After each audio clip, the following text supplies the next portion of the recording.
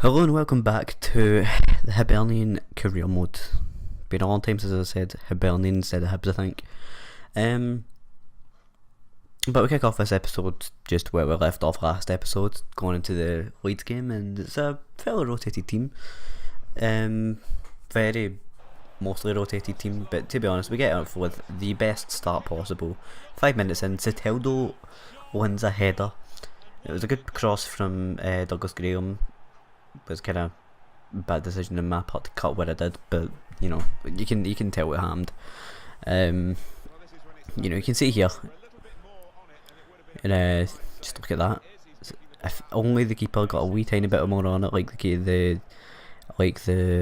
commentator said, then it probably would have been a save. Graham cuts back inside on that left side, and this one wasn't quite to be, but the keeper makes it. And then this ball over to Caicedo, puts it under control very well. This is the kind of thing that gets you dropped from teams. I don't know how he hit the post from that close, and then Azog,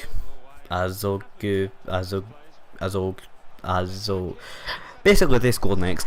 So Azog, whatever, he misses, and then right afterwards they ended up deciding, do you know what?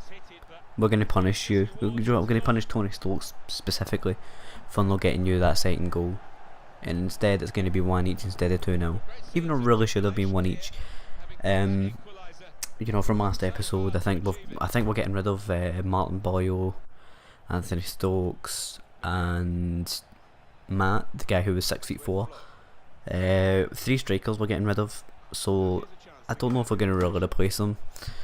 This shot, very good save from I don't remember his name, but their keeper was very good in this game. I have to admit, this was Himura's debut, I think, and could have got an assist.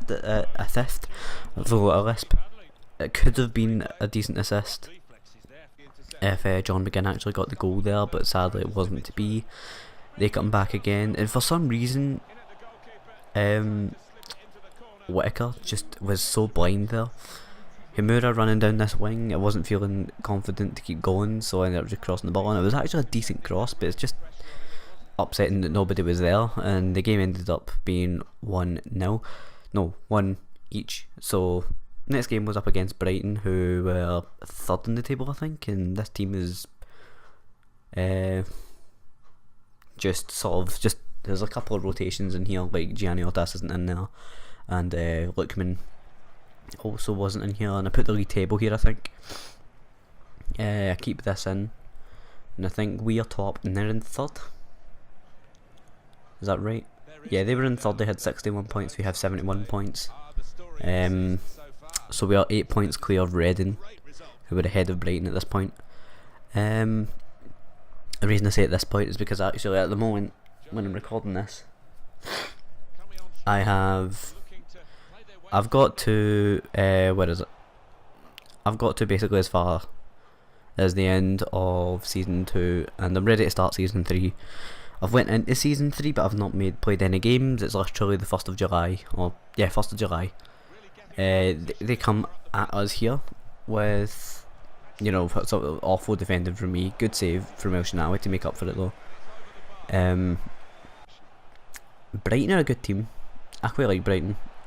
Alex Garcia though is better than Brighton himself. Him alone, he is worth more than the whole of Brighton. No, I'm joking. Yeah, I don't mind Brighton though. I think we had a decent game when we were at their stadium, Falmer Stadium. Is that what it's called? But we had a decent game when we went there, and then they come to Easter Road, and what a goal that is. Alex Garcia was... He just is a really good player, to be honest. Graham ends up sort of just bobbing and weaving through, and then he forces a save from the keeper. Sadly it didn't go in, because if that did go in, then I probably would have celebrated that. Told all my family, here, come and look at Douglas Graham, and they're like, who's Douglas Graham? And then I show them a guy in FIFA, and then they all adopt me. But that made it half time. Second half gets in, and again just awful defending from me, but the goalkeeper again has to make up for it. This game was quite end to end, if I remember. However, ended up being offside anyway, luckily for me. And again, they're on the attack. This was, I don't know why, I just couldn't get the ball away. And then, very good ball. And eventually I just couldn't hold on anymore. Eventually I just had to let go. And sort of let go of the lead that I could have easily had. They're also the lead that I could have very easily kept. But this ball was very good. I probably wouldn't have noticed that if that was Brighton. Very good ball. Then Gianni Otas up the other side sends him to the shops, and you know, that questionable defending ended up being questionable goalkeeping for their side. I didn't think it was exactly the greatest finish. He managed to peg the keeper there. Got nothing against that. I love pegging keepers. It's quite fun. It doesn't happen very often as well, so it makes it all the more satisfying when you do it. I have to admit, I wasn't doing it deliberately. I think I was going for the near post, but managed to peg him anyway. Roche takes on one player and then just started running at the defence. And you'd put money on him scoring here, but it just, it hurts to look at. It actually hurts to watch. This clip here, I have watched many times over and over again. I don't know why, there's just something clean about it. I think there's been a few goals that are like that throughout this series. And it's just like, that goal went in. I scored that goal. And you know, it's just satisfying to watch. However, there's something else in this game that really is the complete opposite of satisfying to watch. In fact, I kinda wish I didn't have to put it in this video, but it's probably the worst thing ever. And this is that. It's the worst piece of defending I have. To be honest, it should have been 3-0 instead of 3-2.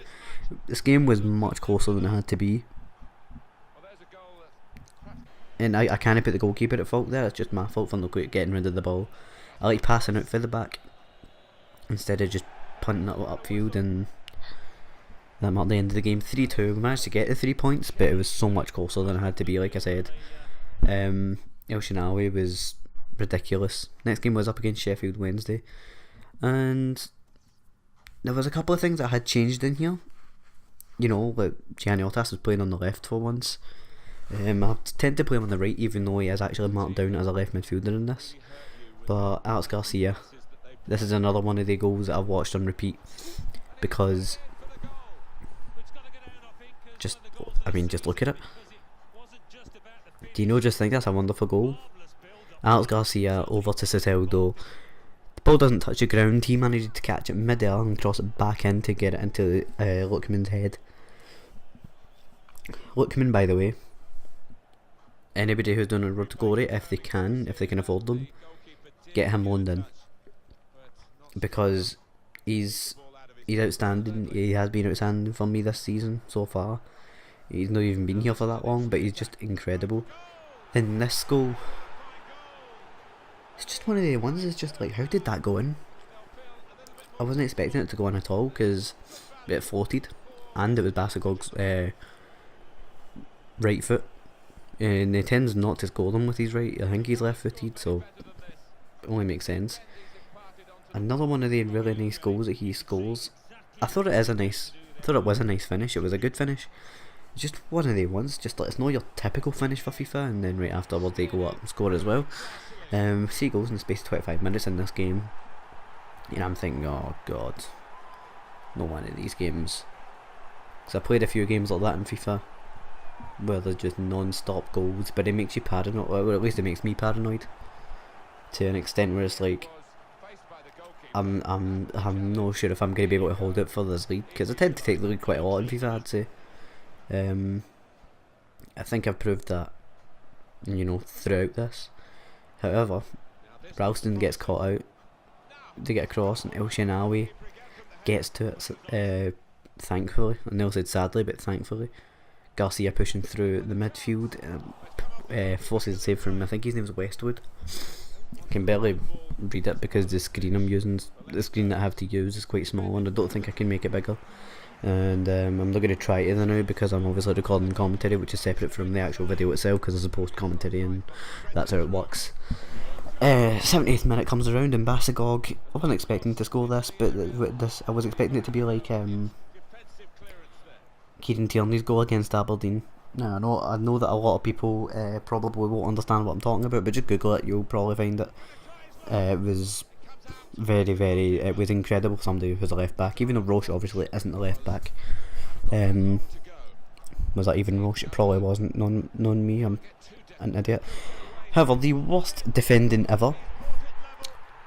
If you could probably have a compilation of awful defending from me, and it'd be a waste of time because I doubt anybody would want to see that. A very good finish though, to be fair to Sheffield Wednesday, and that would mark the end of this game, and it would end at 2 each away to Sheffield Wednesday's stadium. And I was kind of gutted because I was ahead for so long. Game of the season. Manchester United. We've managed to draw them in the FA Cup, and obviously we're going to try and play our strongest possible team, as we do. I think you'll probably notice I've not played Vinicius that much, and that was literally just down to the fact that his form wasn't on very well. Ambrose has just been playing so much better than him. As you can see here though, we've got to the quarterfinals, and I'd say we had the hardest possible draw. The only other hard draw that we could have got was Arsenal probably. And they had Mandzukic, which I thought was quite random. And another thing that's random is that Juan Mata has 3 goals in the last 3 matches, but they never really had anything else that was noteworthy. So I was a wee bit scared of him in this game. However, it's Manchester United, and you know, we all know they have a ridiculous squad because they've got a ridiculous amount of money. They didn't really play most of their best players. You know, people like your Lukaku's, your Pogba's, your what's his name? Your Rashford's. They had Matic though, Fabinho, Rojo. They didn't have De Gea on, but they did have Mandzukic on, which I thought was quite random as well. I'm surprised they signed him. And we go up 1-0.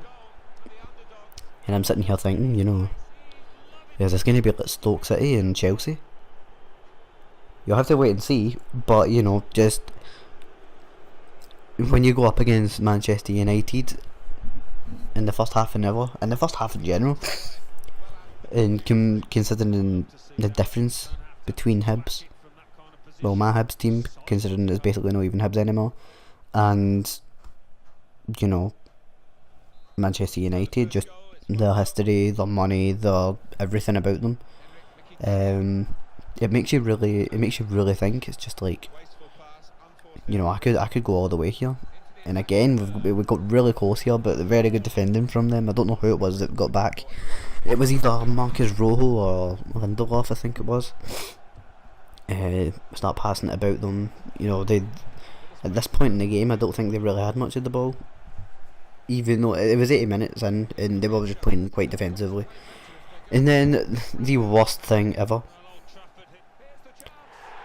Like I said, just get the compilation of shit defending from about me. Honestly, somebody needs to make that. Somebody needs to make the compilation of shit defending from me, because you could make millions of them. All the goals I conceded in this game, or in this episode even, are mostly just down to shit defending. And I've quite clearly tried to pass it up to Basagog, but it just didn't let me. Then Martial ended up going up, and then had to foul him because I was like, you know what, if I can't stop him with actual skill, I'll just have to take him out. And there's all sorts going on at this point. And how Mata finds a pass there, I'll never know. And at this point I was like, do you know what, I was expecting this to happen. When I went up 1-0, I have to admit I genuinely was thinking, you know, they're going to come back and they're going to get some bullshit win.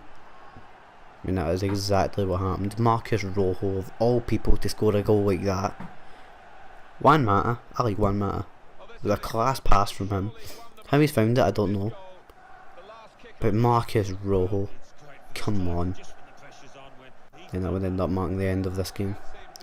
2-1 to Manchester United. Even though we went up 1-0, we just weren't good enough to hold them out, and well, they should be beating us, to be fair. Mourinho, prick. Show you here, we are looking for Bristol City, who are in 14th, and I'm just like, do you know what, I'm just gonna, didn't mean that bang there, just decided, do you know what, I think I'm just gonna sim this game, and then after that we've got Middlesbrough, which is what we're gonna end the episode on. We don't play Middlesbrough, well, just gonna end it just before the Middlesbrough game. So I decided to simulate this game. Graham gets to start, people like Azog, Teldo, Vinicius and Handlin both get a start as well.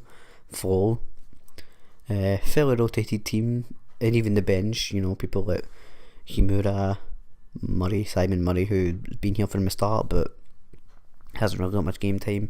Moyano, and then Bristol City end up going up 1-0, and I'm just, oh, for God's sake, is this where the road ends? And they managed to beat us 1-0 in our next game. This is just me setting up a team for the Middlesbrough game, but we don't play the Middlesbrough game. That'll be next episode. So if you've liked this episode, leave a like, subscribe, comment anything you'd like to see. I'm thinking about doing a My Player series, but probably won't. Don't know, it depends how I'm feeling. And I'll see you in the next episode, and there will definitely be more live commentary episodes. So hope you enjoyed, and I'll see you next time.